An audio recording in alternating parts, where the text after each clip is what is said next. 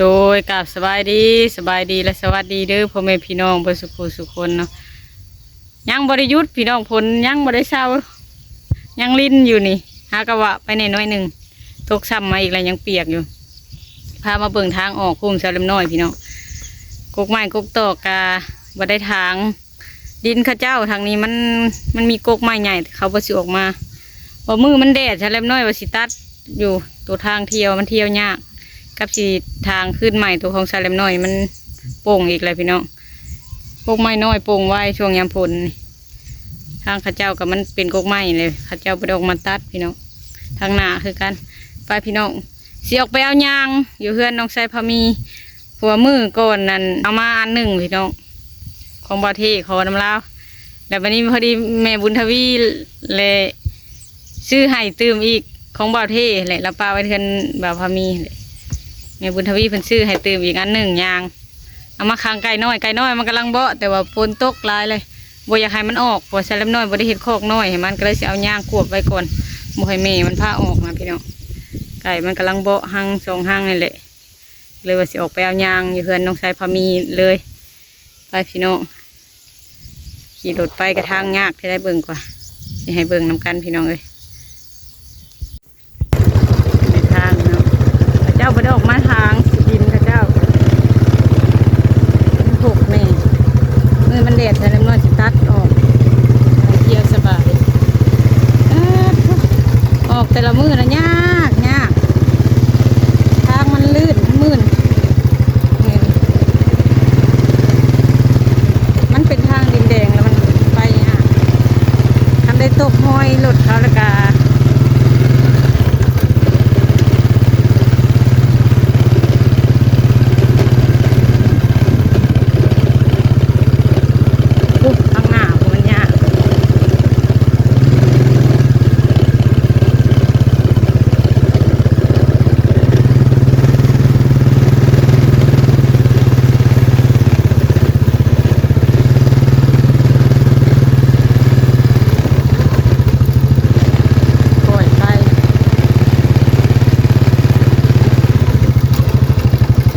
ได้เอาขาลงน้ำแล้วพี่น้องซ้ำไปน้ำ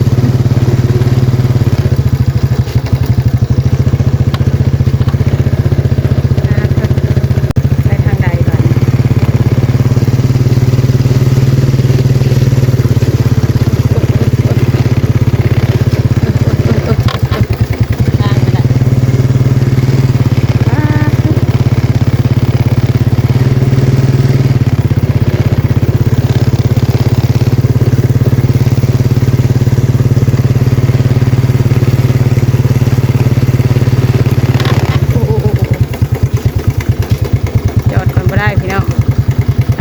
เบิ่งบรรยากาศทางออกบ้านเสลิมน้อย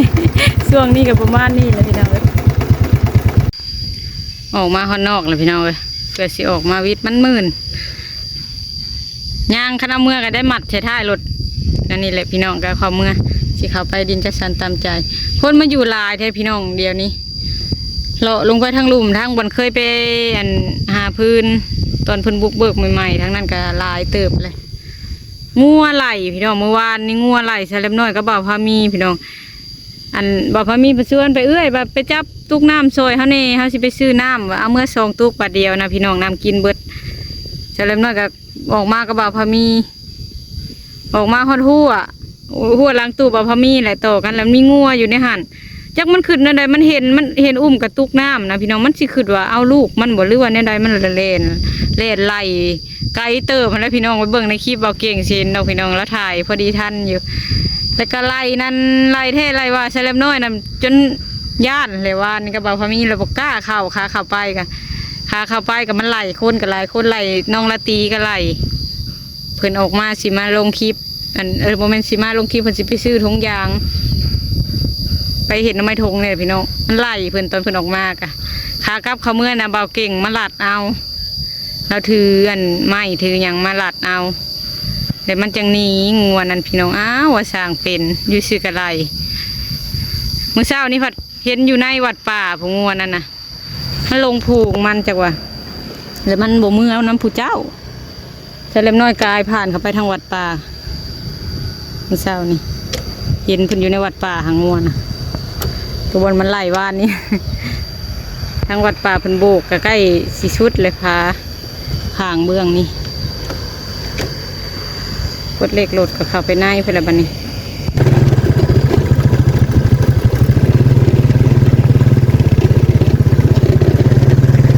ไอ้นี้ทางนี้เป็นใส่ยินบดพี่น้อง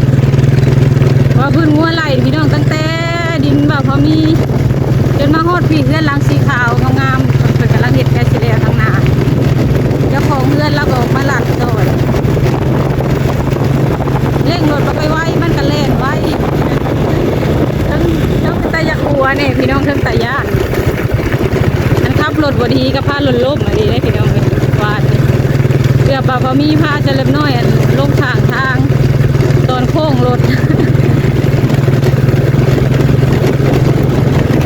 เดี๋ยวเรามาข้างหน้าค่ะคนมาอยู่หลาย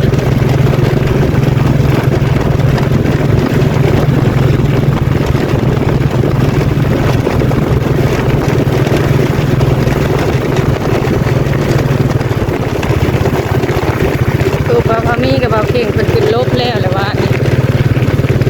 ยังเป็นทางขาดกระปูเป็ด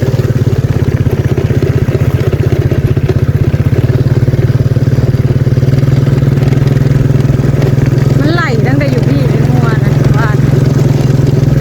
ออกมาจะดี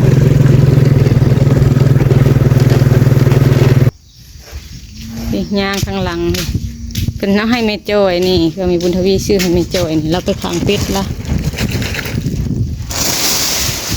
มีทงยางเพิ่นเอาปกเป็ดกันนี่นะพอดีขังไก่น้อยพี่น้องย่างทีได้นี่พอดีไก่น้อยมันเกิดใหม่อะไรพี่น้องเสียเอาเมื่อขังไก่น้อยพอบ่ได้เอาเมื่ออันหนึ่งแล้วมันก็ได้แต่อันเดียวเอาเมื่อเท่าหนึ่งบ่ได้เอาซ่อนใส่กันก็เลยว่ามาเอาอีกอันหนึ่งเมื่อไปขังไก่น้อยมันโบอีกเมหนึ่งผัดพลตกลายมันเด็ดว่าสิเฮ็ดอีกคอกน้อยไว้ใส่ไก่วันนี้มันโบออกมาแล้วพอได้เอาไก่ใส่ไว้ในหั่นผัดยังบ่ทันเฮ็ดเลยเอายางเนี่ยไปขังเมมันให้มันอยู่ในเมมันบ่ให้มันออกซุ่มอะไรพี่น้องทางฝั่งลาวเอื้นยางทางไทยเพิ่นสิเอื้นซุ่มขังไก่นี่ก็ย่างขังไก่พอดีเป็น2 อันเอาเงินตัวนี้กะก็ได้ไว้ค้างไก่น้อยมันเริ่มโบะแล้วไก่ทางนี้มันจะเป็นพุ่นขี้งูเพิ่นเอามาไว้ใส่พักฉันเล็บน้อยว่าสิมาน้ำเพิ่นโศบ1เพิ่นเก๋เข้ามาแต่นอกเพิ่นซื้อมาหักคาพ่นเศร้าก่อนจังสีมาเอาบอกเก่งกำลังเห็ดเวียกอยู่ทางน่ะเอายางออกไปไว้ก่อน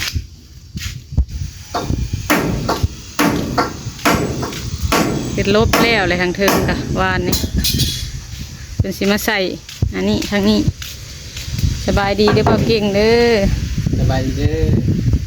จักเพิ่นเด้อเราใส่ยังก่อนอันนี้นะเส้นบ่ใส่เส้นทางหน้าพี่น้องเส้นใส่บานประตูเลยเอาเส้นนี้ก็เส้นเห็ดประตูเลยแหละมันจังสบายจังบ่เปลืองไม้มันไม่ขดมันบ่มีแนวโค้งถากเอาแบบยิบบนเส้น2 เส้นมันไม่กงตัวนี้สื่อตัวนี้ให้กงไม้ตัวห่านเขาโกงไม่กงเขาขายอยู่ห่านแต่มันก็โกงเนาะนี่มันกงอยู่เลยโกงก็เห็ดตามโกงหั่นแหละตามมันโกงแล้วพออัดได้แต่มันสิมีบ่อนมันห่างหั่นแหละเนาะฟองเล็กๆน้อยๆก็ย่างมันเราพอมีเป็นข้าวห้องน้ำสิเห็ดปันประตูใส่กับเส้นเลยพี่น้องคันเห็ดแยกผัดเปลืองไม้อีกไม้สิบพ่อผัดกระเทือนอีกซื้อกับกระเทือนเอาโตใส่กันเลย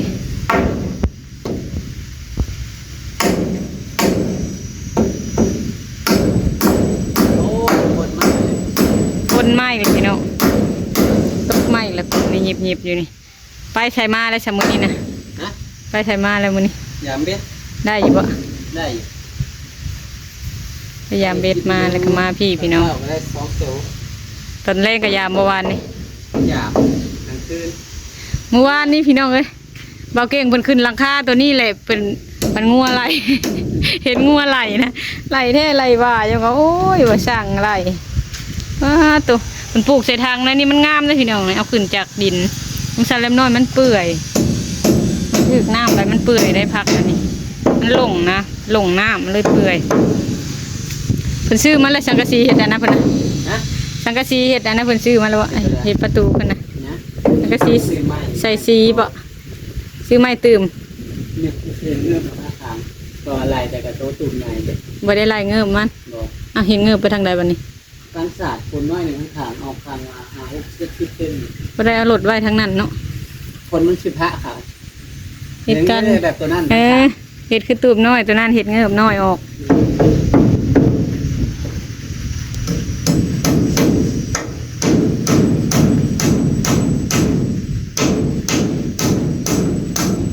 ฝนตกพี่น้องก็สิถึงบางมื้อก็บ่ได้เห็ดมันฝนตกแห้งก็บ่ได้พากันเห็ดเป็นมุงถึงกับโจ๊ะไปหาอยู่หากินน้ำเนมาเห็ดตัวนี้เนน้องพายเพิ่นดูตูบ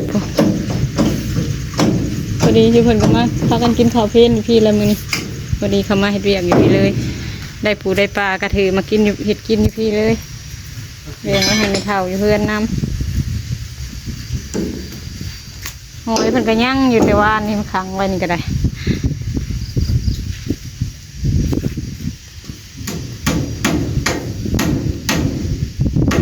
จะได้คลิปนี้ก็สิขอจบคลิปมาเด้อพี่น้องถ่ายบรรยากาศให้เบิ่งจะไปทางใดหาอยู่หากินทางใดช่วงนี้ฝนตกกลายไปใส่กระยากก็เลยว่าถ่ายบรรยากาศไปเฮือนถนนหนทางออกมาให้พี่น้องเบิ่งยามฝนไปใส่มาใส่กระยากพี่น้องเลยมาคนเฮือนน้องชายพามีพี่เลยฝนกระตกลิ้นหยิบอยู่เสือกปลูกบ่าวพามีกับงามขึ้นเรื่อยๆหมกบวกว่ะ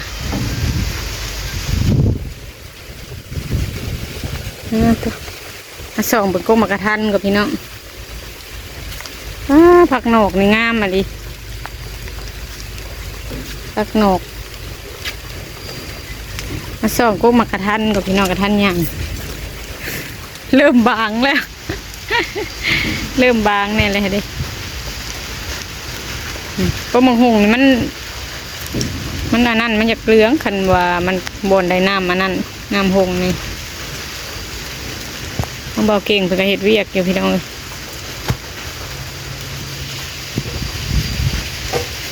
คนเอาไม้เพิ่นขึ้นแล้วลำได้กอเดียวนี่ก็ตามสิเจอพี่น้องยำแรงตูบนี่ก็พอดีใกล้กันกับสวนพักพี่น้องเลยตูบเพิ่นนี่ก็ได้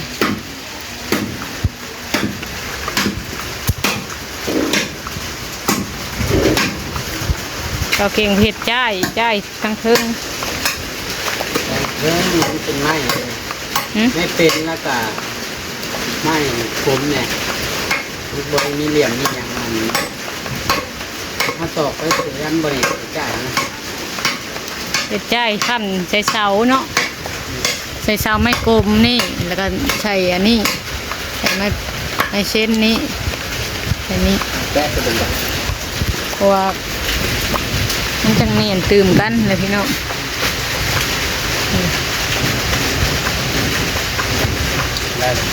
ใส่สี่จ่ายสี่ข้าง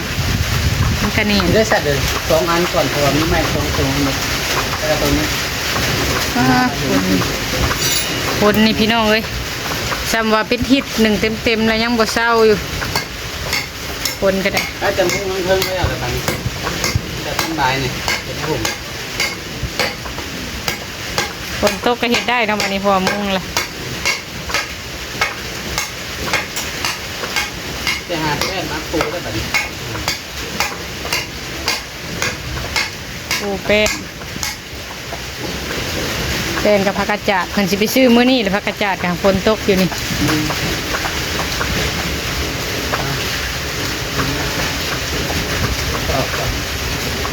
ดูซีเอาเป็นต่อ อันซีก่อนมันจังสบายเนาะเราเก่งเพิ่นก็เฮ็ดตูดเฮ็ดเรียบเป็นพี่น้องได้สิแล้วเบิดแล้วทางเทิงใช้แต่จ่ายนี่แหละก็ยังแต่อันนั้นจอดสังกะสีก็เอ็ม แหนมแล้วก็ปูเป็ดจังไดคลิปนี้ก็สิพอจบคลิปกันเด้อพี่น้องขอบคุณเพื่อนทุกท่านที่ให้กำลังใจ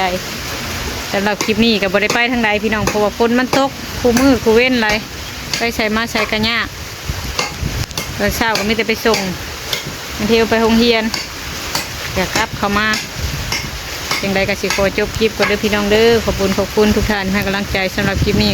โคลาและพี่น้องฝนตกสบายดี